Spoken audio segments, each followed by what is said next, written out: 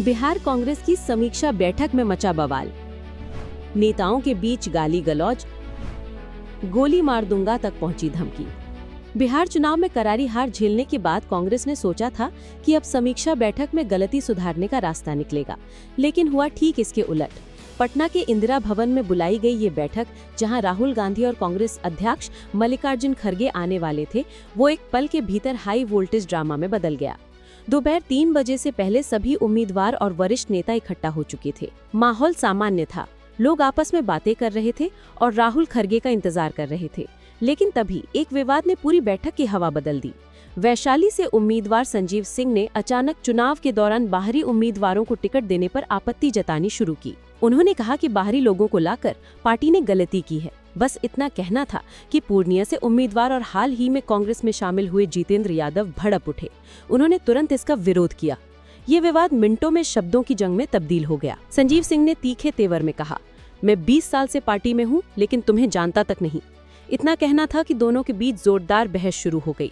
गाली गलौज का दौर शुरू हुआ और फिर वो हुआ जिसकी किसी ने कल्पना नहीं की थी। गुस्से में उफनते संजीव सिंह अपनी सीट से उठे, हाथों से इशारा करते हुए जोर से चिल्लाए, मुंह बंद रखो वरना गोली मार दूंगा। कांग्रेस हेडक्वार्टर के अंदर ये धमकी सुनते ही माहौल एक झटके में तनावपूर्ण हो गया।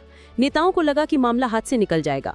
आनन फानन में बीच बचाव किया गया। लोगों ने दोनों को अलग किया, लेकिन तब तक पूरा कमरा हिल चुका था। और इसी बीच बाहर से खबर मिली, राहुल गांधी और कांग्रेस अध्यक्ष खड़गे इमारत के भीतर प्रवेश कर चुके हैं। जब इस गोली गाली विवाद की जानकारी शीर्ष नेतृत्व तक पहुंची तो वे बेहद नाराज हुए। बैठक को छोटे समूहों 10-10 नेताओं के बैच में करने का फैसला लिया गया ताकि माहौल नियंत्रित रहे। लेकिन विवाद की गूंज बाहर तक फैल चुकी थी। जहां संजीव सिंह ने आरोपों को नकार दिया, वहीं जितेंद्र यादव ने साफ कहा कि धमकी वास्तविक थी। बिहार कांग्रेस के प्रभारी कृष्णा अल्लावरू से जब इस विवाद पर सवाल किया गया तो उन्होंने गोलमोल जवाब दिया और कहा, मेरे सामने ऐसा कुछ नहीं हुआ। लेकिन अंदर की कहानी कुछ और थी। 4 घंटे से भी ज्यादा चली समीक्षा बैठक में कई नेताओं ने हार की जिम्मेदारी तय करने की मांग की थी।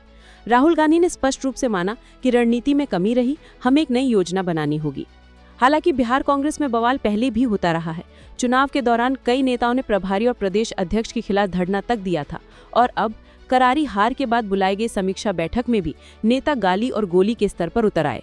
ये घटना न सिर्फ कांग्रेस की अंदरूनी टूट को सामने लाती है, बल्कि बिहार की राजनीति में पार्टी की कमजोर पकड़ को भी उजागर करती है।